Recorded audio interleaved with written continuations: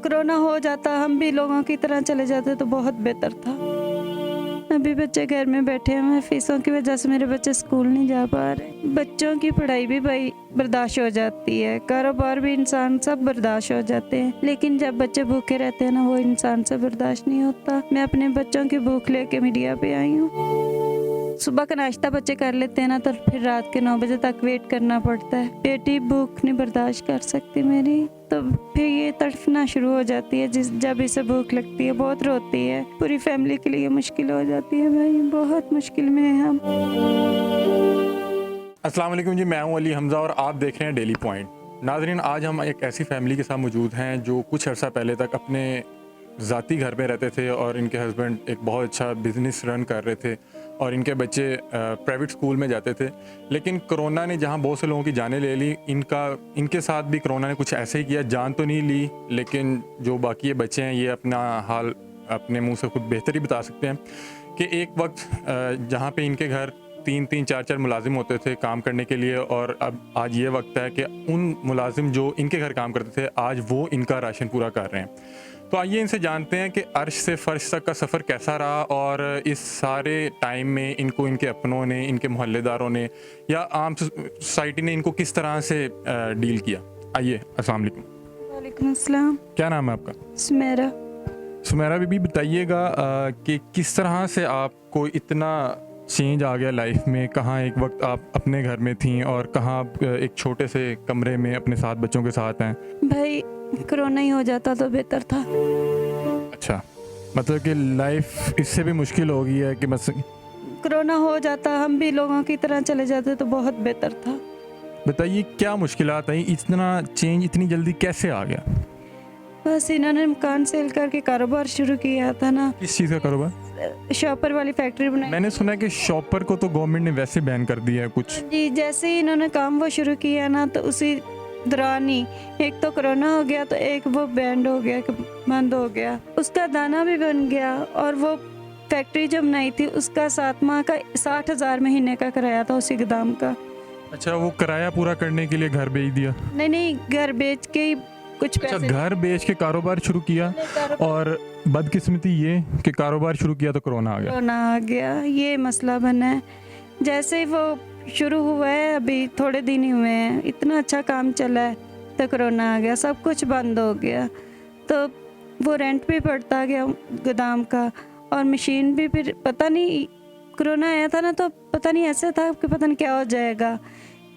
फिर वो सब कुछ सेल करना पड़ा, वो करना भी नुकसान में पड़ा, तो 7 माह का रेंट भी देना पड़ा घर का। आहिस्ता आहिस्ता सब कुछ नुकसान होता गया, सब कुछ ही नुकसान हो गया। कोरोना बस हमारी जान ले जाता तो बेहतर था इस हालात से। अच्छा, मुझे बताइए कि किस तरह से फ़ील होता है कि एक वक्त था अपने घर में बैठे हुए थे, खाने पीने का मसला नहीं था, मुलाजिम थे, बच्चे स्कूल में जा रहे थे। अब आप बता रही हैं कि आपके बच्चे स्कूल नहीं जा रहे, बच्चे कामों पे जा रहे हैं और हस्बैंड कमा कुछ नहीं रहे, मांग तांगे पूरा कर रहे हैं। तो किस तरह से क्या फ़ील होता है बैठे हुए? क्या सोच आती है कि ये क्या हुआ? क्या लगता है कि कोई बड़ी बात कह दी थी? क्या वजह बनी कि अल्लाह पाक ने आपको इस हाल में पहुंचाया? अल्लाह से भी, अल्लाह ताला से बहुत माफ़िया मांगते हैं, लेकिन अपनी ज़िंदगी में ऐसा होने नहीं दिया कि लोग आज अभी भी हमें याद करते हैं कि बाजी आपके मुकाबले में कोई नहीं है। तो बच्चियाँ भी नमाज़ पढ़ती हैं, तौबा करते हैं कि कोई गलती इंसान से हो अच्छा, मुझे ये बताएं कि जब इंसान पे मुश्किल वक्त आता है तो उस टाइम उस इंसान से ज़्यादा उसके अहलो अयाल का इम्तिहान होता है कि वो किस तरह से उसको उसके साथ मामलात करते हैं। तो बताइए कि आपके किसी रिश्तेदार ने या किसी मोहल्लेदार ने आपकी कोशिश की हेल्प करने की? भाई बुलाना भी छोड़ गए, हेल्प तो बड़ी दूर की बात है। गरीब बंदे का कोई रिश्तेदार नहीं होता? कोई रिश्तेदार नहीं होता। तो अभी आपके बच्चे जो हैं कोई स्कूल जा रहे हैं या क्या, इनकी क्या लाइफ है अभी? अभी बच्चे घर में बैठे हुए हैं, फीसों की वजह से मेरे बच्चे स्कूल नहीं जा पा रहे। घर का सर्कल किस तरह से चल रहा है? इनके पापा लाते हैं जो 400-500 रुपये, वो रात को भी 100 रुपये काटा। कहाँ से क्या कर रहे हैं आपके हस्बैंड इस टाइम, क्या कर रहे हैं? रिक्शा चलाते हैं, किसी का रिक्शा चलाते हैं, 500 उनको देते हैं, कुछ रिक्शे वाले को? जिसका रिक्शा है, और कुछ तेल वगैरह डलवा लेते हैं और कुछ ले आते हैं घर में बच्चों के लिए। अभी आप अगर हमारी ऑडियंस को बताना चाहें कि आप अभी जो जिस तरह से लाइफ गुजार रहे हैं, आपको किन चैलेंजेस का सामना करना पड़ रहा है या क्या मुश्किलात हैं अभी आपकी ज़िंदगी में? मुश्किलें इस वजह तो कहती हैं। मुश्किलें क्या हैं मुझे बताएं ना, खाना नहीं है, जॉब नहीं है, बच्चे नहीं पढ़ रहे। बच्चों की पढ़ाई भी भाई बर्दाश्त हो जाती है, कारोबार भी इंसान सब बर्दाश्त हो जाते हैं, लेकिन जब बच्चे भूखे रहते हैं ना, वो इंसान से बर्दाश्त नहीं होता। मैं अपने बच्चों की भूख लेके मीडिया पे आई हूँ। क्या भूख मुझे बताएं कि कितने वक्त, एक वक्त रोटी खा रहे हैं, 2 वक्त खा रहे हैं, या मसलन कि आप लोगों का गुजारा नहीं हो रहा, वो जो रिक्शा चला रहे हैं आपके हस्बैंड? वो रात को आते हैं ना, तो रात को आटा मंगवा के 9 बजे तक आते हैं, फिर सुबह का नाश्ता बच्चे कर लेते हैं ना, तो फिर रात के 9 बजे तक वेट करना पड़ता है, तो रात को 9 बजे ही इनको बना के देनी होती है। तो आप मुझे बताएं कि आपके, मैंने सुना 2 बच्चे डिसेबल भी हैं, डेफ हैं, क्या कौन कौन सा बच्चा है?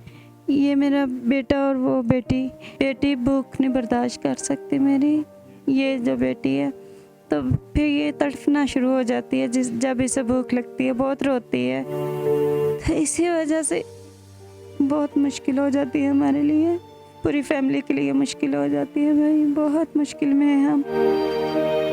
अच्छा सुमेरा बीबी, मुझे ये बताइएगा कि आपने अपने घर के हालात बदलने के लिए कहीं काम करने की कोशिश नहीं की? भाई मैं पहले काम करती रही हूँ, लेकिन 4 माह से ना मुझे दमा हो गया है, तो लोग कहाँ काम करती थी, क्या काम करती? किसी के घर में सफाई और कपड़े बर्तन वगैरह ये करती थी, लेकिन लोग ना नफरत करते हैं जब इस तरह की बीमारी लग जाती है, दमा की वजह? दमा की वजह से। वो कहते हैं कि आपको अपने घर में ही सेफ होना चाहिए, इस तरह के लोग, ये बीमारी बहुत फैलती है। तो कोरोना की वजह से भी मुझे लगता है कि बहुत से लोग अपने घर में किसी को दाखिल होने नहीं देना चाहते, नहीं दे होना देते हैं ना। फिर अभी किस तरह से घर का सर्कल चल रहा है? कोई बच्चे भी काम करते हैं? हाँ जी, मेरी बेटी ये काम करती है, बड़ी बेटी। हाँ जी, क्या है? इसकी एज तकरीबन 16.5-17 साल है।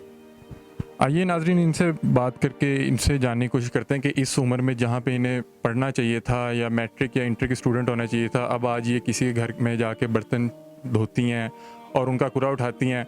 और ये वो बच्ची है, इनमें सबसे समझदार भी यही होगी क्योंकि इसने वो वक्त भी देखा हुआ है कि जब इनका लाइफस्टाइल बहुत अच्छा था। तो आइए इनसे जानते हैं कि आप इसको क्या फ़ील होता है। अस्सलाम वालेकुम। वालेकुम सलाम। क्या नाम है आपका? फातिमा। फातिमा, आप इनमें सबसे बड़ी हैं? जी।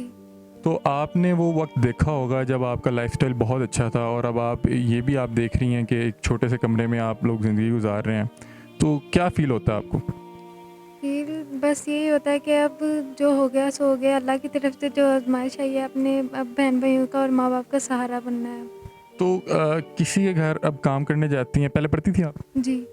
अब तो नहीं स्टडी कर रही होंगी, तो कैसा लगता है जब किसी के झूठे बर्तन धोने पड़ते हैं? और बस रोना आता है, बहुत ज़्यादा रोना आता है कि अब हम पहले कहाँ थे और अब कहाँ आ गए हैं। बहुत बुरा लगता है मुझे। तो अभी आपकी फैमिली को किन चीज़ों का सामना है? मतलब कि आपको, आप देखती हैं, आप अपनी वालदा से भी ज़्यादा बेहतर देखती होंगी क्योंकि आप पढ़ी लिखी भी हैं, तो बताएं क्या चैलेंजेस का सामना है आपको? हमें बस एक तो हमारे पे कर्ज़े बहुत हैं और हमें जब वो लोग कर्ज़े मांगते हैं तो बहुत बुरा लगता है मुझे, और मामा और पापा को परेशान देखते हुए मुझे बर्दाश्त नहीं होता। तो नाज़रीन, एक इनकी बेटी डेफ भी आई है, उनसे कुछ जानने की कोशिश करती हैं, अगर वो कुछ बता पाएँ तो। ये हैं, तो आप ही बताइएगा ये क्या कहना चाह रहे हैं। यूनिफॉर्म नहीं है मेरे पास, बुक्स नहीं है, बैग नहीं है, मैं पढ़ने नहीं जा रही, स्पोर्ट में हूँ, शूज़ नहीं है मेरे पास, बुक्स नहीं है, कुछ भी नहीं है मेरे पास। मैं सबको दुआ दूंगी, मेरी हेल्प करें, मैं पढ़ना चाहती हूँ। तो जी सुमेरा बीबी, क्या अपील करना चाहेंगी आप?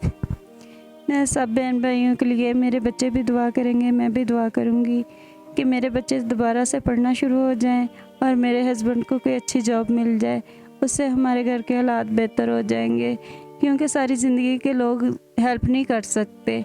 हम अपने घर से ही खाएं, मेरे हस्बैंड को कोई ऐसी जॉब दे दे कि हमारे घर के हालात बेहतर हो जाए। मैं सबके लिए दुआ करूँगी, 5 वक्त नमाज़ पढ़ के दुआ करूँगी, मेरी बच्चियाँ दुआ करेंगी, मेरे डेफ बच्चे गूंगे बहरे दुआ करेंगे कि हमारे हर घर के हालात बेहतर हो जाए। जी तो नाजरीन, ये थी एक फैमिली जिसको कोरोना ने बहुत बुरी तरह इफ़ेक्ट किया, और कोशिश किया करें कि हमारे इर्द गिर्द जो इस तरह की फैमिलीज़ होती हैं, जो सफ़ेद पोश होते हैं, उनकी मदद किया करें। क्योंकि वक्त बदलते देर नहीं लगता, और जैसे एक वक्त था कि इन्होंने भी सोचा नहीं होगा कि ये इस हालत में भी आ सकते हैं। इसी के साथ अपने मेज़बान को दीजिए इजाज़त। अल्लाह हाफ़िज़।